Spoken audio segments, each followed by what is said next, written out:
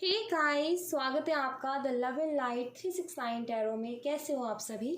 उम्मीद है आप सभी बहुत अच्छे होंगे और अपनी लाइफ में आगे बढ़ रहे होंगे। सो गाइस, अगर आप मुझसे इंस्टाग्राम पर जुड़ना चाहते हो तो लिंक जो है वो मैंने डिस्क्रिप्शन बॉक्स में दिया है। आप जा कर के वहाँ पर मुझसे जुड़ सकते हो, मेरे साथ कांटेक्ट में आ सकते हो। दूसरा, हम बहुत जल्दी पर्सनल रीडिंग शुरू करने वाले हैं। कल या परसों मैं आपको इन्फॉर्म कर दूँगी अच्छे से, ठीक है। और एक और बात कि अब भी ऑफलाइन में करती हूँ, ऑनलाइन में शुरू करने वाली हूँ। सो चार्जेस जो शुरुआत है हमारी, तो मैं चार्जेस बहुत कम रखूँगी, ठीक है। मतलब कि 2 दिन के लिए मैं चार्जेस बहुत कम रखूँगी रीडिंग के, पर्सनल रीडिंग के। सो आप चाहें तो डेफिनेटली इस जो ये मौका है, या फिर मैं बोलूँ कि ये बहुत ही अच्छी एक अपॉर्चुनिटी है, इसको मिस ना करें। एंड लेट्स सी, अब हम रीडिंग को शुरू करते हैं और देखते हैं क्या आता है रीडिंग में। और पर्सनल रीडिंग जो होगी गाइस व्हाट्सएप पे होगी, नंबर मैं आपको दे दूँगी, वीडियो में ही इन्फॉर्म करूँगी।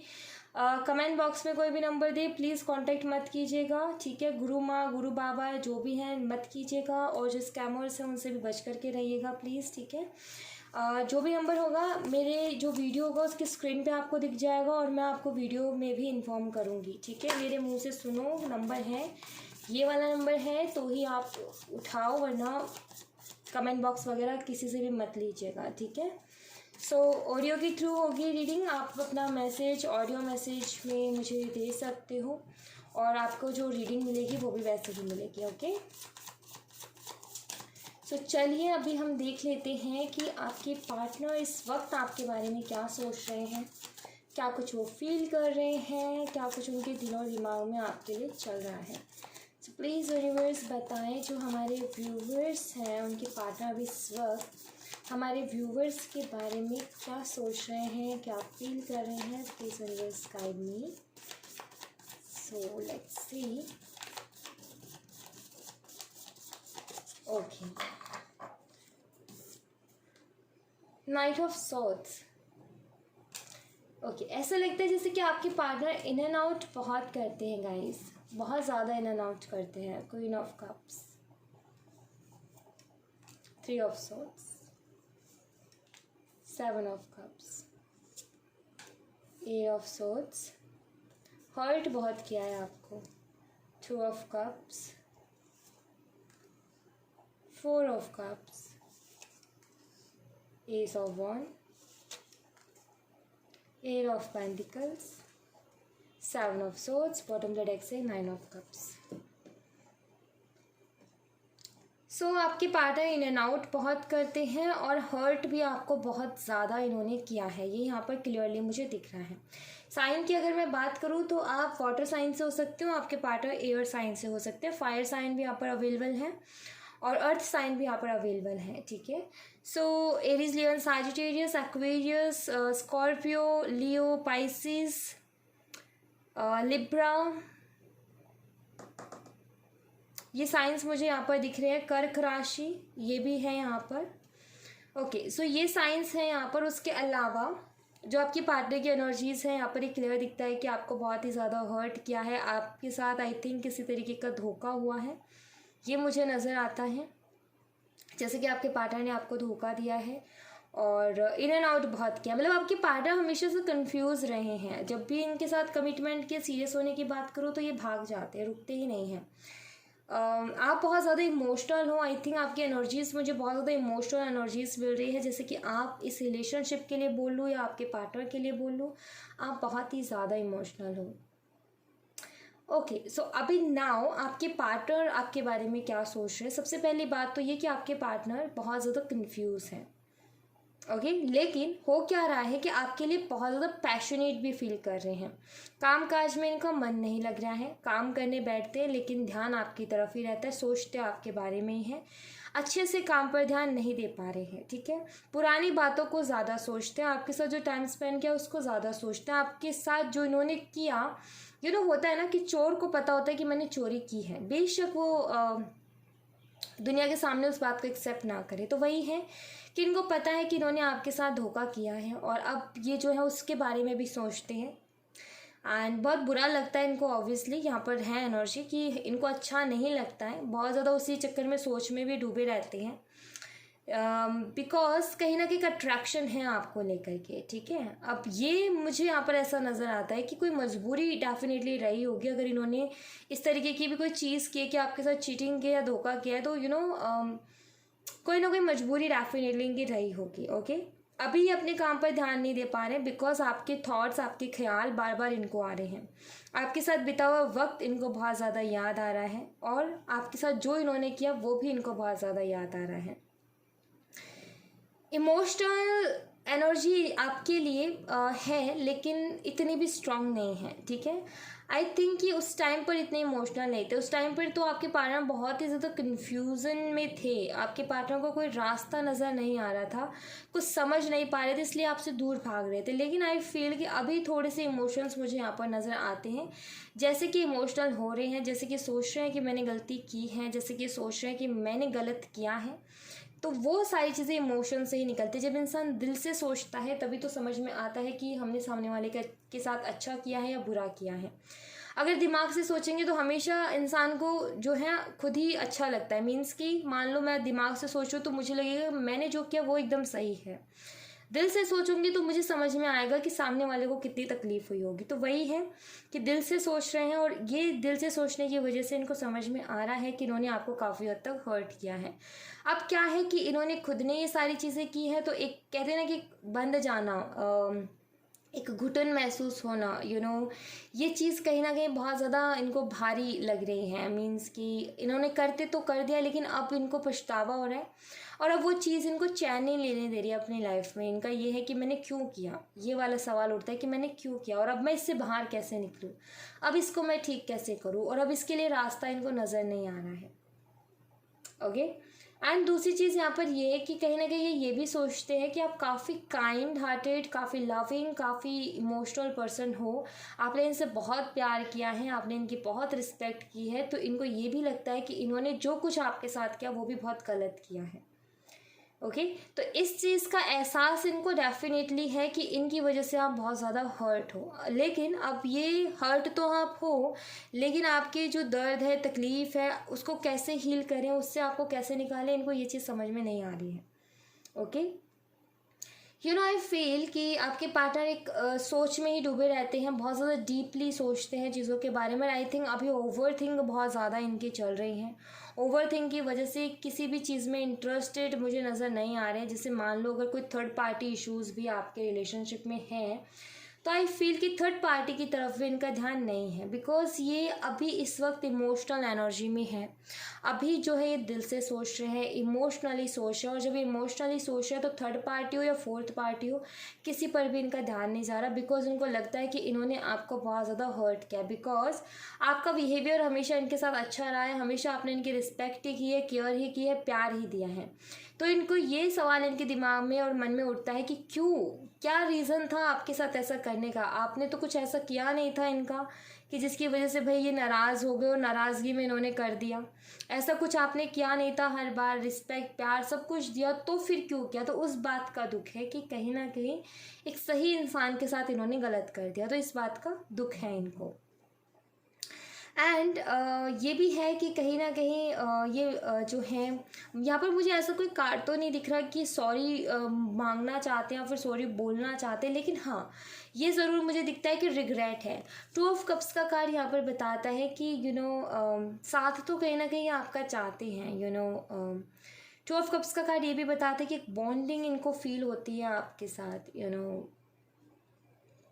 आपके साथ एक बॉन्ड फील होता है, आपके साथ एक कनेक्शन फील होता है, लेकिन उसके बावजूद भी आपके पार्टनर स्टेबिलिटी नहीं दे पा रहे, उसके बावजूद भी आपके पार्टनर ने इन एंड आउट किया, उसके बावजूद भी आपके पार्टनर आपसे दूर दूर भागते रहे, उसके पीछे रीज़न है गाइस, ठीक है। बिना रीज़न के ये नहीं है, बिकॉज इनको आपके साथ एक स्ट्रॉन्ग कनेक्शन फील होता है, एक बहुत अच्छा बॉन्ड है, एक इमोशनल कनेक्शन, कहीं ना कहीं इमोशनली एक दूसरे के साथ आप कनेक्ट कर पाते हो।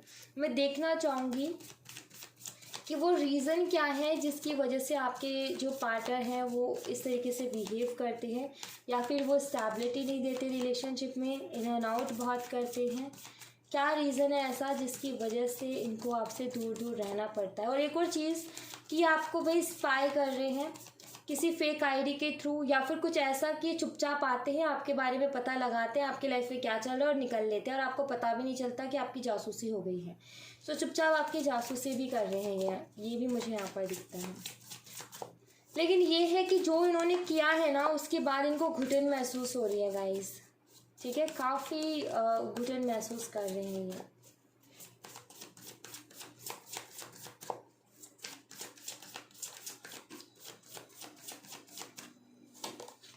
हायरोफेंट, एक तो family issue, wheel of Fortune, the moon,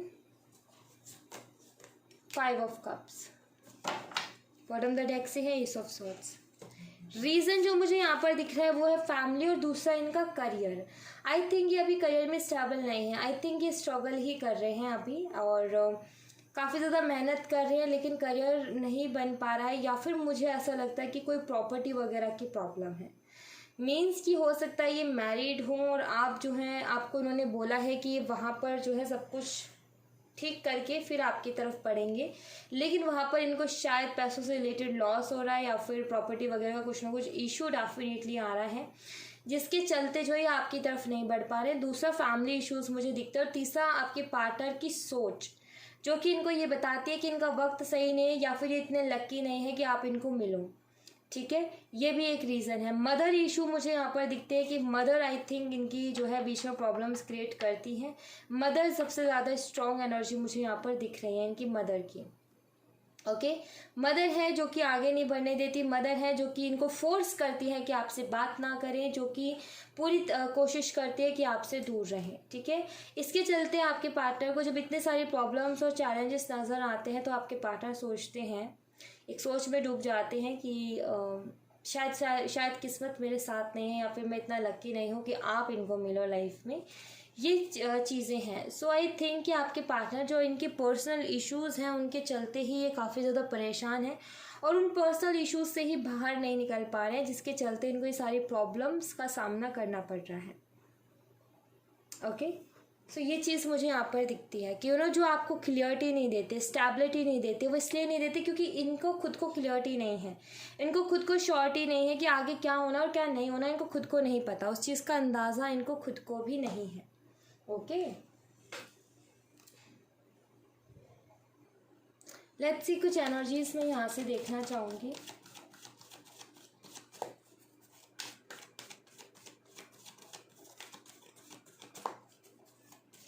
taurus हो सकते हैं ये, पाइसिस जो कि मैंने पहले भी बताया था, ये साइन अगेन आए हैं।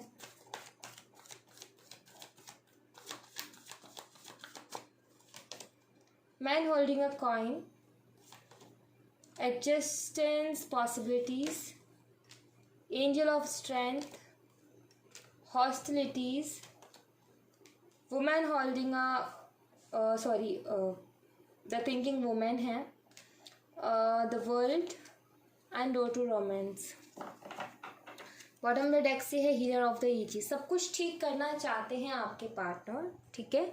नंबर 43, अब जैसे नंबर 43 है तो अब ये जो डबल डिजिट है आप इन्हें सिंगल डिजिट में भी कर सकते हो, ठीक है।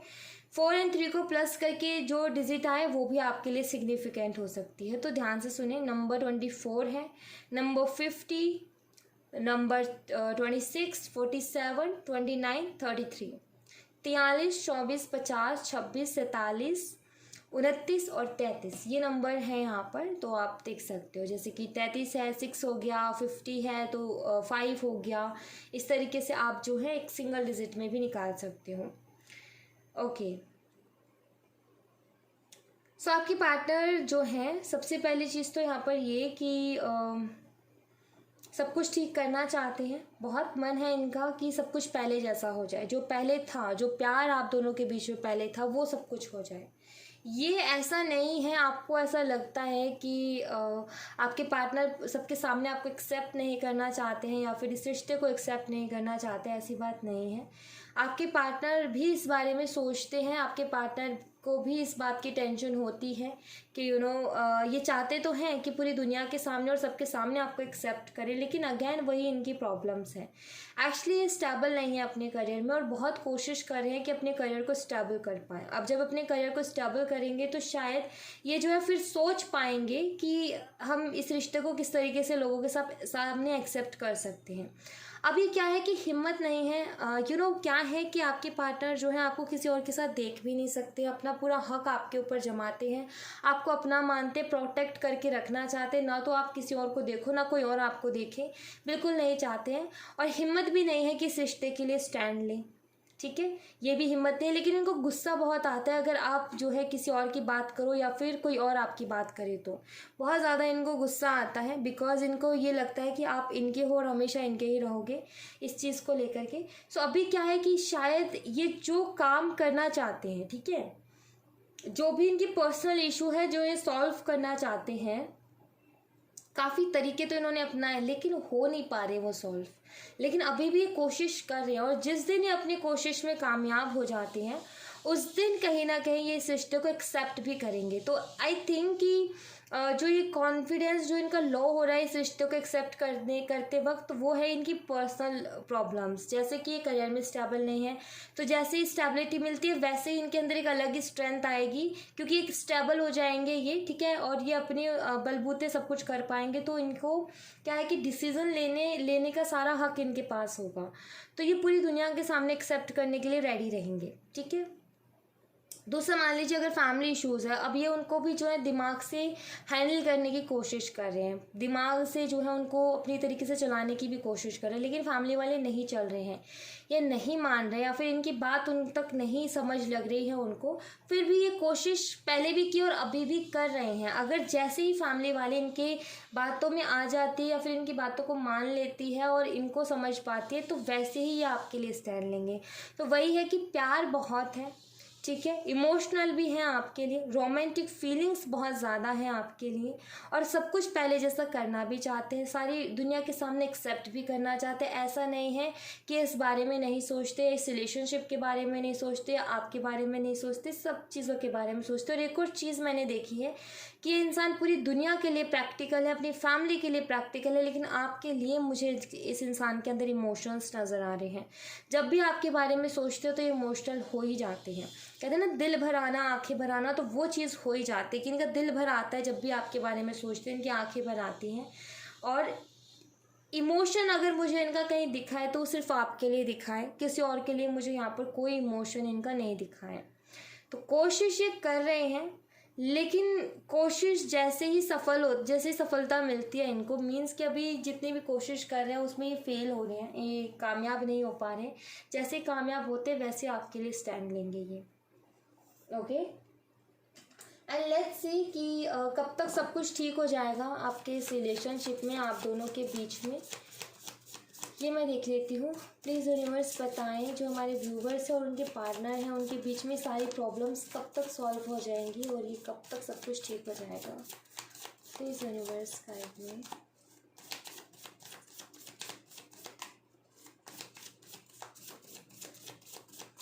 Okay, 8 of cups, 3 of wands, King of Pentacles।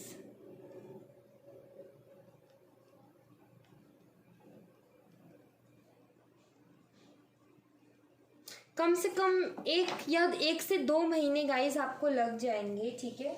1 से 2 महीने आपको इंतज़ार करना पड़ेगा, उससे भी थोड़ा सा ज़्यादा टाइम लग सकता है, 3 महीने भी लग सकते हैं, लेकिन 1 से 2 महीने आई थिंक काफ़ी हैं, ठीक है। 1 से 2 महीने का टाइम यहाँ पर मुझे दिख रहा है। आपकी पार्टनर तब आपकी तरफ अट्रैक्ट होंगे जब आप अपनी लाइफ में पूरी तरीके से फोकस कर लोगे, ठीक है। यहाँ पर सीधी गाइडेंस यही है कि आप जितना हो सके अपने ध्यान को अपने पार्टनर से हटा करके अपने ऊपर लगाओ। जितना आप अपने ऊपर लगाओगे, जितना कम आप अपने पार्टनर के बारे में सोचोगे ना, उतना ज़्यादा जल्दी आपके पार्टनर आपके पास आएंगे, ठीक है। मीन्स कि लॉ ऑफ अट्रैक्शन में लॉ ऑफ डिटैचमेंट का आपने यूज़ करना है, ठीक है। अपने पार्टनर को अट्रैक्ट करना है लेकिन लॉ ऑफ डिटैचमेंट के थ्रू, ओके। अगर आप लॉ ऑफ अटैचमेंट का यूज़ करोगे तो आई थिंक टाइम थोड़ा ज़्यादा लग जाएगा। ऐसा नहीं है कि वो अट्रैक्ट नहीं होंगे या फिर सब कुछ ठीक नहीं होगा, लेकिन टाइम ज़्यादा लग जाएगा। अगर आप लॉ ऑफ डिटैचमेंट का यूज़ करते हो और अपने ऊपर फोकस करते हो तो आई थिंक ये काम जल्दी हो जाएगा। ठीक है, तो आपने जो है ये काम डेफिनेटली करना है। ओके, 1 से 2 महीने में आपको रिजल्ट देखने को मिलेंगे। 1 से 2 महीने में आपको जो है इतना तो समझ लग जाएगा कि आगे क्या होना है। ठीक है, तो आप इस चीज़ को फॉलो करें, ये आपके लिए बहुत ज़्यादा ज़रूरी है। एंड मैं एंजल्स मैसेजेस भी लूँगी आपके लिए। मैं हैंड रिटन मैसेजेस लेती हूँ आपके लिए आज। ठीक है, फिर एंजल्स के आंसर्स भी देखेंगे। सो देखते हैं कि आपके लिए क्या मैसेज है आपके पार्टनर की तरफ से।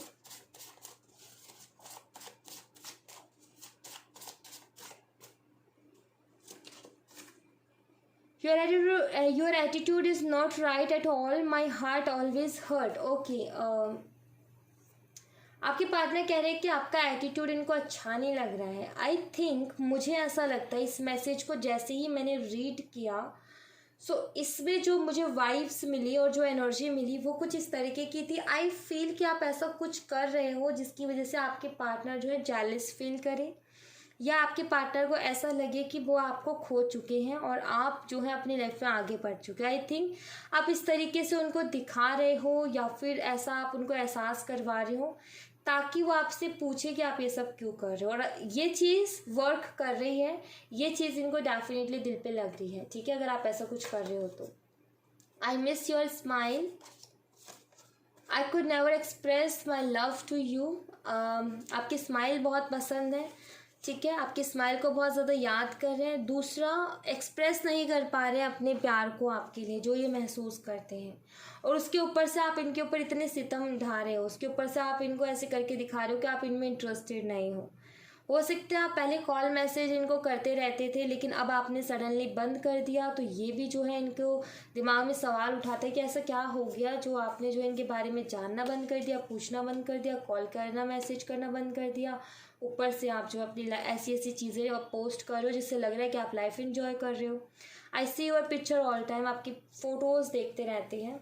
ठीक है, आई मिस यू, बहुत ज़्यादा मिस करते हैं आपको। I am sorry. ओके, यहाँ आया है सॉरी का मैसेज, तो सॉरी भी फील कर रहे हैं। Don't ignore me again. I think आप कुछ ऐसा कर रहे हो जिसकी वजह से इनको लग रहा है कि आप जो है इनमें इंटरेस्टेड नहीं हो और आप जो है आप इनकी परवाह भी नहीं करते हो, इसीलिए ये मैसेज है don't ignore me. I don't know why but now a days I am feeling very restless. काफ़ी बेचैनी महसूस हो रही है भाई, पता नहीं है इनको क्यों हो रहा है लेकिन हो रहा है ऐसा। प्लीज़ मीट मी वंस, एक बार आपसे मिलना चाहते हैं। आई वॉन्ट टू किस यू, और किस भी चाहते हैं।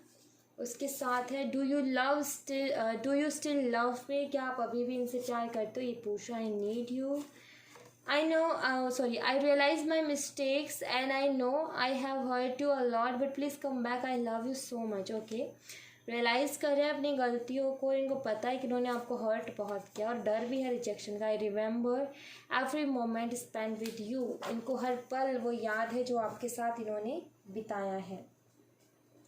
ओके, सब आपके लिए मैं एंजल आंसर्स देख लेती हूँ, एंजल्स की मैसेजेस देख लेती हूँ कि एंजल्स आपको क्या मैसेज देना चाहती है।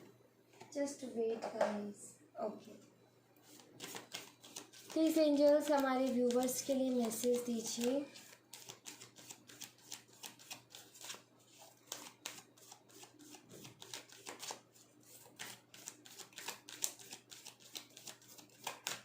Okay, take action, wait, okay दोनों है। Compromise, choose a new direction, ask for help from others। Okay, so यहाँ पर दो कार्ड्स एक साथ है। Listen to your intuition, intuition की सुनो। यहाँ पर दो कार्ड है, एंजल क्या है, टेक एक्शन और वेट। तो इन दोनों कार्डों का मतलब पता है कि आप सोच समझ करके कदम उठाओ अपना। ठीक है, एक्शन लेने से पहले सोचो। एंजल क्या बोल रही है, एक्शन लो, रुको। क्या मतलब हुआ इसका कि एक्शन लो लेकिन एक बार सोच लो, फिर लो। कॉम्प्रोमाइज़ नहीं करना आपने। एंजल्स यहाँ पर कह रही हैं कि कॉम्प्रोमाइज़ नहीं करना आपने। जो भी डिसीजन लेना है एक बार रुक जाओ, सोच लो और फिर उसके बाद एक्शन लो। जो भी एक्शन लेना है लो, लेकिन एक बारी रुक करके सोच लो और फिर लो कि आपको कॉम्प्रोमाइज़ नहीं करना है अपनी लाइफ में। अगर कॉम्प्रोमाइज़ करना पड़ रहा है तो न्यू डायरेक्शन चूज़ करो। मान लो आप एक्शन लेने जा रहे हो किसी चीज़ के लिए और आपको कहा कि रुको भाई, सोच लो एक बार, और आपने सोच भी लिया और आपने सोचा ये कि मैं अगर एक्शन लेती हूँ तो मुझे कुछ ना कुछ कॉम्प्रोमाइज़ करना पड़ेगा। सो वहाँ पर एक्शन मत लो, डायरेक्शन चेंज कर दो, अपनी दूसरी जगह एक्शन लो। और उसके अलावा भी अगर प्रॉब्लम होती है तो एंजल से फिर पूछ लो, ठीक है। अपने किसी बड़े की सलाह ले लो जो काफ़ी मिच्योर है, समझदार है, एक्सपीरियंस है जिसके पास, उसकी सलाह ले लो। देन उसके बाद उस काम को करो, ठीक है। सो ये चीज़ आप जो हैं ध्यान में रखें। क्लियर मैसेज है एंजल्स का यहाँ पर। एक्शन तो लो लेकिन सोच समझ करके लो। अगर आपका कोई नुकसान हो रहा है तो फिर डायरेक्शन चेंज कर दो, उधर उस साइड एक्शन लो ही मत जहाँ आपका नुकसान हो रहा है, ठीक है। चाहे फिर हो सकता है कि जहाँ नुकसान हो रहा है वहाँ पर आप जो है नुकसान भुगत के भी जाना चाहते हो, क्योंकि वहाँ पर कुछ ना कुछ ऐसी चीज़ है जो कि आप पाना चाहते हो, जिसको दिलो जान से चाहते हो, लेकिन आप उसको दूसरी दिशा से भी पा सकते हो अगर आप थोड़ा सा सब्र अपने अंदर ले आते हो। तो अगर थोड़ी सी सब्र के साथ काम करते हो और थोड़ी सी सोच बदलते हो तो आप दूसरी सोच से भी ले आओगे बिना कॉम्प्रोमाइज़ के, ठीक है। सो कॉम्प्रोमाइज़ आपकी चॉइस है अब ये भी, ठीक है। सोचने को एंजल ने क्यों बोला ये भी आपकी चॉइस है। अगर आप कॉम्प्रोमाइज़ करना चाहते हो तो एंजल कह रहे हैं बेशक एक्शन लो, नहीं चाहते हो तो डायरेक्शन चेंज करो। और उसके बाद भी नहीं समझ में आ रहा तो किसी बड़े से सलाह ले लो या फिर यूनिवर्स से फिर से आप मदद मांग लो, वो आपकी मदद किसी न किसी रूप में भेज ही देंगे, ठीक है। So thank you so much guys. ये थी आप लोगों के लिए एक छोटी सी रीडिंग। आई होप आपसे रेजोनेट की हो, आई होप आपको पसंद आई हो। रेजोनेट की हो तो मुझे बताइएगा ज़रूर कमेंट बॉक्स में। पसंद आई हो तो लाइक ज़रूर कीजिएगा, चैनल को सब्सक्राइब करना मत भूलिएगा। मिलते हैं नेक्स्ट रीडिंग में, तब तक अपना ख्याल रखें। Bye, take care, see you again.